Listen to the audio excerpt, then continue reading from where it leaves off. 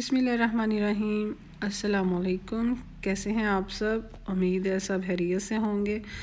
आज ही हम बड़ी ज़बरदस्ती झटपट तैयार होने वाली मेहमानों के लिए या घर के लिए बनाने वाली रेसिपी लेके आए हैं। सबसे पहले हमने ले लिया है 750 ग्राम चिकन। उसमें हमने डाला है लहसुन अदरक का पेस्ट 2 टेबल स्पून। ये 3 मैंने क्रश कर ली थी सब्ज़ मिर्चें, इनको भी आपने इसके अंदर डाल देना है। ये घर का बना हुआ देख रहे हैं मखमली सा दही है जी, असी पा दिता 1 कप भर के।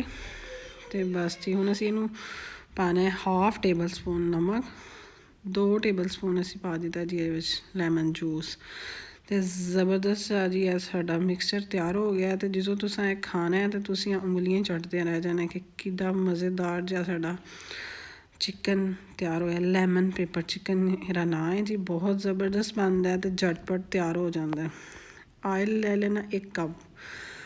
आयल नूं कर लेना गरम करके आयल दे विच पाना जी जीरा, काली मिर्च ते दालचीनी ते बादियान दा फूल। इनू पा के तुसां कड़कड़ा लेना वे। जिसों तेल बेचारा जिसों आवाज़ां कड्ढनियां शुरू कर देगा तो बस तुसी जिहड़ा चिकन है ना, इहदे जिहड़ा तुसी दही है ना वो नहीं पाना। तुसी बोटियां नूं चुक के ना जोर नाल ਇਹਦੇ ਵਿੱਚ तुसां पाना है, क्योंकि अगर असी दही इस टाइम पा दिता तो पानी इन्हें छड़ देना तो असी हलाना पानी नहीं छड़ाना। असी इनू करना फ्राई।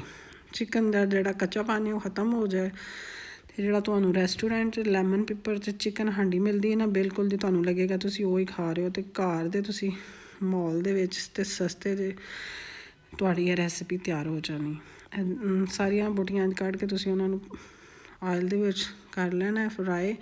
जिहड़ा मेरा फ्लेम है वो फुल वे हाई, ठीक है जी। बस तुसी ये वेखो सारियां बोटियां मैं पा दित्तियां ने तो कोई 1.5 मिनट तुसां एक साइड तो इनू करना फ्राई। तो जो एक साइड तो फ्राई हो जाएगा तो फिर तुसी 1.5 मिनट दूसरी साइड तो कर लेना फ्राई। ये तुहानूं नज़र आंदा होएगा कि बिल्कुल आयल नहीं, कोई दही नहीं, कोई पानी नहीं छड़िया, क्योंकि मैं इहदे विच दही पाया ही नहीं है। मैं सिर्फ बोटियां कट के पाइयां ने। बाकी जिहड़ा मसाला है ना मैरीनेशन का उन्होंने असीं करांगे बाद च यूज़। ए हुण जी तुसां जो 1.5 मिनट लंघ जाना है तो तुसां जी बोटियां दी कर देनी साइड चेंज। तो दूसरी तरफ तो तुसी 1.5 मिनट जिहड़ा ना जी चिकन नूं पका लेना। जिस तरह जी वो जिहड़े हुंदे ने पकाने वाले खाना नाई जी उन्होंने पका चंगी तरह पहलों शादियां च पता जी पुराने जमाने च अज तो कोई 7 साल पहलों रात नूं सारी रात चिकन फ्राई करते होंदे सन। तो फिर जी सुबह मसाले विच करके तो यह बिल्कुल तुहानूं कोई कच्चापन नहीं, तो बड़ा मज़ेदार जा होटलों वाला जायका आएगा। वेंदे पिओ जी चिकन में अग तेज़ है तो असीं उहदे ते भुन लेना, चंगी तरह भुन लेना। ये अंदर दे सारा कच्चापन भी खत्म हो जाए। तो जिहड़ा ब्लड श्लड तुहानूं नज़र आंदा अगर तुसी कई दफ़ा खाओ होटलों च भी या घर, बिल्कुल कोई इंज दी चीज़ नहीं फील होएगी। ज़बरदस्त वेखदे पिओ। हुण जी वो जिहड़ा साडा मसाला सी ना जिहदे असीं इनू मैरीनेट कीता सी वो असां इहदे च पा देना वे। कोई असी पानी नहीं पाया। हाँ उन्होंने बर्तन नूं साफ करनी जिहड़ा तुसी एक घुट लाना होए तो ला दिओ विच छट्टा जिहा। तो बाकी इनू हुण असी इहदे इंज जरा एक बारी 2 बारी मिक्स करके तो असी उहदे ते ढक्कन दे दांगे। तो कोई 10-15 मिनट इहदी अपनी स्टीम च पकेगा। एक पा दी काली मिर्च पाउडर 1 टीस्पून। तो इहदे नाल असां पा देना गरम मसाला। कोई इहदे च मसाले नहीं पाए है बहुत ज़्यादा। तो जिहड़ा है ना तुसी खा के उंगलियां चटदियां रह जाना। तो तुसां कहना जी वाह वाह क्या डिश असां बनाई है। आपी भी खाओ तो अपने मेहमानों भी बना के खवाओ।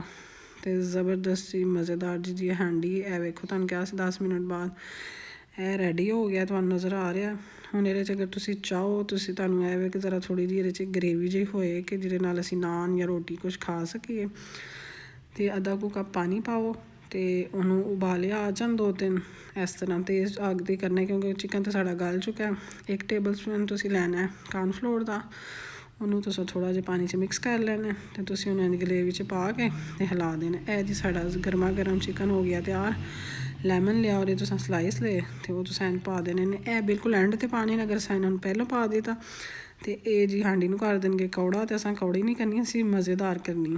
एंड ते जी सब्ज़ धनिया पाया तो इनू तुसां कर लेना डिश आउट। तो बस अल्लाह ताला तुहानूं आसानियां अता करे तो आसानियां तकसीम करने का शरफ अता करे।